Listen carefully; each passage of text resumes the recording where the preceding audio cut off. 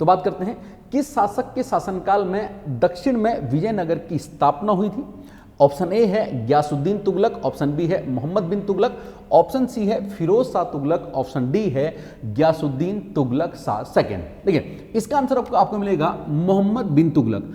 अगर मैं मोहम्मद बिन तुगलक की बात आपको बताता हूँ, मोहम्मद बिन तुगलक का जो मूल नाम था वो था जूना खां, इसे उलूक खां भी कहा जाता था। मोहम्मद बिन तुगलक के बारे में जो हमें जानकारी मिलती है वो मूल रूप से दो किताबों से मिलती है। एक किताब का नाम है तारीख ए फिरोज शाही जो जियाउद्दीन बर्नी किताब है, और दूसरी हमें जानकारी मिलती है वो मिलती है रहेला जो कि इब्न बतूता की किताब है। तो बर्नी जो है वो बताता है कि मोहम्मद बिन तुगलक बहुत पढ़ा लिखा था, नक्षत्र विज्ञान, गणित और फारसी का ये अच्छा ज्ञाता हुआ करता था। उसके बावजूद भी इसने जो योजनाएं चलाई वो अधिकतर फेल हुई। इसके विपरीत हम देखते हैं कि जो अनपढ़ राजा हुआ करते थे उन्होंने बहुत अच्छा प्रशासन संभाला, जिसमें आपका अकबर का नाम आता है, हैदर अली का नाम आता है और इसमें अलाउद्दीन खिलजी का नाम आता है। ये अच्छे प्रशासक रहे अनपढ़ होने के बावजूद भी, जबकि पढ़ा लिखा होने के बावजूद भी इसकी जो अधिकतर योजनाएं थी वो विफल रही। बर्नी इसकी 5 योजनाओं को सबसे ज्यादा विफल बताता है। उसमें से पहली योजना जो है वह है दोआब क्षेत्र में कर लगाना। इसने क्या किया, इसने जो दोआब क्षेत्र है, दोआब सर क्या होता है, दो नदियों के बीच का जो एरिया होता है इसे दोआब क्षेत्र कहा जाता है।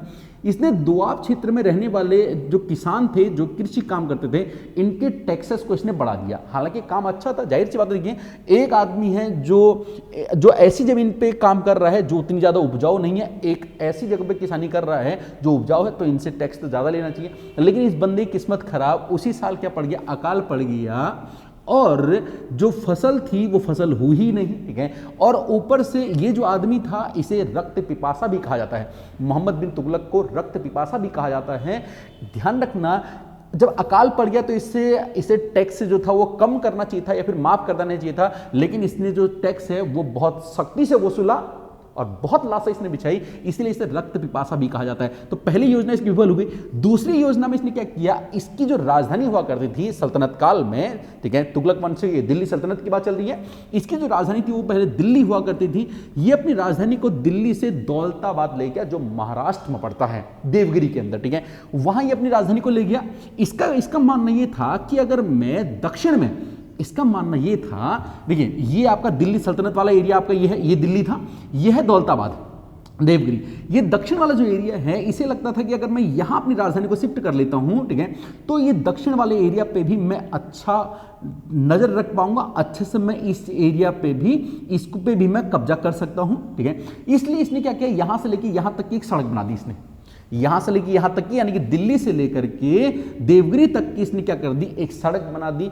और यहां से लेके यहां तक की जो डिस्टेंस थी वो लगभग 1500 किलोमीटर थी। इस वजह से ना तो ये इधर का ध्यान दे पा रहा था ना तो इधर का दे पा रहा था। ठीक है, इस वजह से इसकी यहां की सत्ता भी कमजोर हो गई इधर के चक्कर में।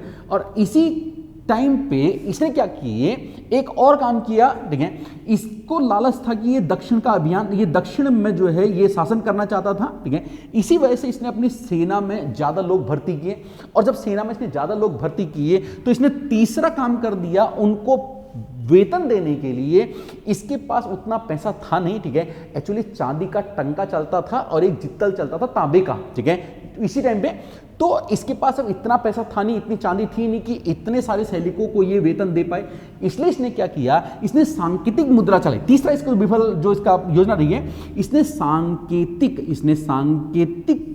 मुद्रा चलाई। सर सांकेतिक मुद्रा क्या होती है? सांकेतिक मुद्रा वो होती है जिसपे जो अंकित मूल्य होता है, जो इस पे लिखा होता है, जैसे अगर इस पे 2000 रुपए लिखा है वो इसके वास्तविक मूल्य से बहुत ज्यादा होता है। मतलब इसका वास्तविक मूल्य जो है वो अंकित मूल्य से बहुत कम होता है। मतलब यहाँ पे जैसे हमारा एक नोट आता है 2000 का नोट, ठीक है, 2000 का नोट पे 2000 लिखा रहता है, लेकिन अगर उसका हम वास्तविक मूल्य देखें तो उस नोट का मूल्य तो 2 रुपए भी नहीं है। लेकिन अगर एक सोने का सिक्का हो 2000 का, तो भैया अगर सोने का सिक्का नहीं चलेगा तो मैं सोने को पिघला करके कुछ और बना दूंगा। तो मतलब उसका अंकित मूल्य जो है जितना लिखा है उतना ही है, लेकिन इसका अंकित मूल्य, सांकेतिक मुद्रा क्या होती है बेसिकली, जिसका जो अंकित मूल्य है वो इसकी वास्तविक मूल्य से क्या होता है, बहुत ज्यादा होता है। ठीक है, इसने सांकेतिक मूल्य के तरह सांकेतिक इसने मुद्रा चलाई, काहे के लिए, ताकि ये अपने अधिक सैनिकों को ये पैसा दे सके। लेकिन इसकी ये योजना विफल हो गई। ऐसा काहे के लिए, क्योंकि जो चांदी का और तांबे का सिक्का चलता था, भले इस शासक ने बोल दिया कि भाई ये जो कांसे का है, ठीक है, जो सांकेतिक मुद्रा थी कांसे की थी,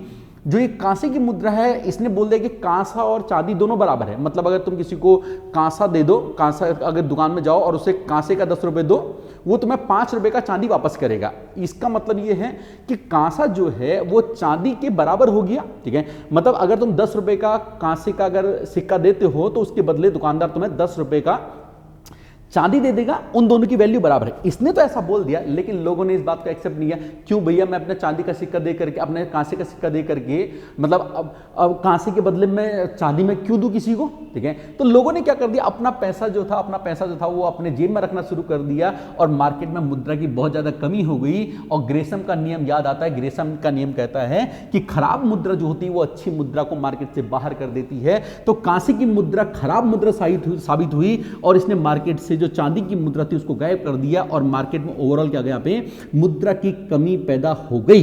इसकी ये तीसरी योजना भी इसी वजह से विफल हो गई। चौथा इसने क्या किया, इसने 2 अभियान चलाए। एक इसने अभियान चलाया खुरसान का अभियान। कौन सा पे, इसने खुरसान का एक अभियान चलाया। खुरसान का अभियान, इस खुरसान के अभियान में बताते हैं कि ये अफगानिस्तान और मध्य एशिया वाला एरिया पड़ता है। इस अभियान में इसके बहुत ज्यादा सैनिक जो थे वो मारे गए, ठीक है। और 5वां इसका जो अभियान था वो अभियान था इसका कराचील अभियान। कराचील अभियान सर कहां पड़ता है, ये दिल्ली से लेकर के ये चाइना वाला जो एरिया है, ये वाला एरिया, बीच में इधर उत्तराखंड पड़ता है, ये वाला एरिया, ठीक है। तो कराचील अभियान इसने 1936 के आसपास चलाया था। तो जब 1936 में इसने कराचील अभियान चलाया तो ये जाना इसको इधर था, लेकिन ये बंदा है दिल्ली में रहने वाला, मैदानी क्षेत्र में। जब ये पहुंचा भैया इधर ग्रेट हिमालय वाले एरिया में, तो भाई यहाँ पे मिले इनको ग्लेशियर, और इसकी सेना जो थी इधर ग्लेशियरों में ही फंस करके रह गई। और बताते हैं कि केवल और केवल 15 से 20 सैनिक ही बच करके आए, बाकी सारे सैनिक यहाँ पे मारे गए। तो जब खुरसान अभियान में इसके आधे सैनिक मर गए, कराचील अभियान में इसके अधिक सैनिक मर गए, तब जाकर के केंद्रीय सत्ता कमजोर हो गई, और इसके समय दक्षिण में 2 राज्यों का उदय हुआ। एक इधर पूरब में हुआ, ठीक है, जिसे हम कहते हैं हरिहर और बुक्का ने स्थापित किया, जिसे हम बोलते हैं विजयनगर, ठीक है। एक इधर चला, यहाँ पे ये हुआ आपका विजयनगर, जो हरिहर और बुक्का ने इसकी स्थापना करी, ठीक है। और इस साइड में चला बहमनी, इस साइड में चला यहाँ पे बहमनी, जिसकी स्थापना हसन गंगू ने की। तो मैं उम्मीद करता हूं कि क्वेश्चन आपको समझ में आ गया होगा। इसी तरह की वीडियोज के लिए चैनल को लाइक सब्सक्राइब जरूर करना। Thank you.